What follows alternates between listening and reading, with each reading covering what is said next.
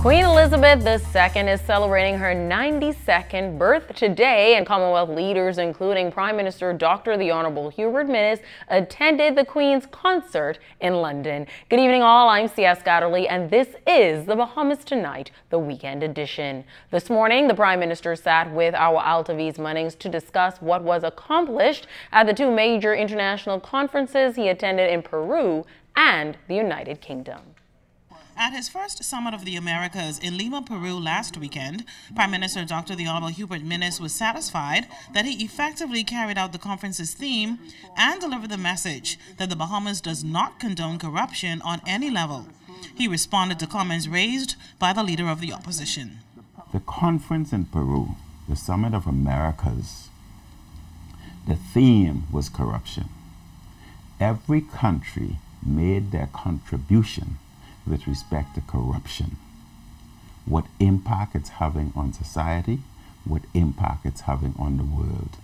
The Bahamas is a part of the world, was invited to that conference and therefore had to make themselves heard and let the world know, just like everyone else were doing, what the Bahamas is doing. Now, what is significant, and I want the opposition leader to listen to this part very carefully, what is significant? It was brought out that 5 to 10% of the world's GDP, of each country's GDP, is lost to corruption. Prime Minister Minnis said he was pleased and happy to meet his Commonwealth colleagues at this year's C.H.O.G.M meeting in London. Commonwealth Chairman, Prime Minister the Right Honourable Theresa May, revealed at Commonwealth Heads of Government meeting's final press conference that the Bahamas will ban plastic bags this year. Prime Minister Minnis explained how and why that decision was made. At Cabinet, we decided that in protecting our oceans, which is basically our economy, in protecting our oceans, our marine life, we must move towards banning plastics because of the damage it causes to our marine life. But we also recognize that having made a Cabinet decision, we now must go to the public for education, so the public can be educated, and consultation. We must also consult the business community, what impact that would have on that.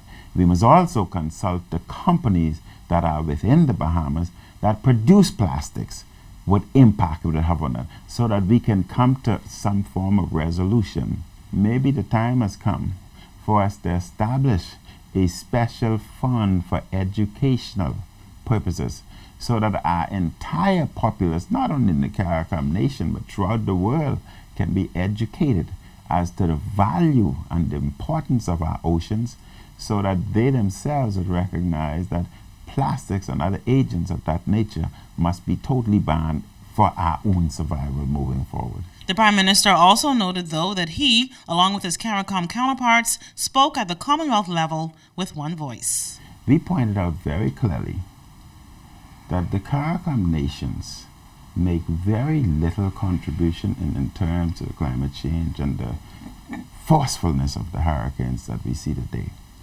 But we are the ones who are mostly impacted. In terms of carbon emissions, very little from us, but we are the ones that are greatly impacted.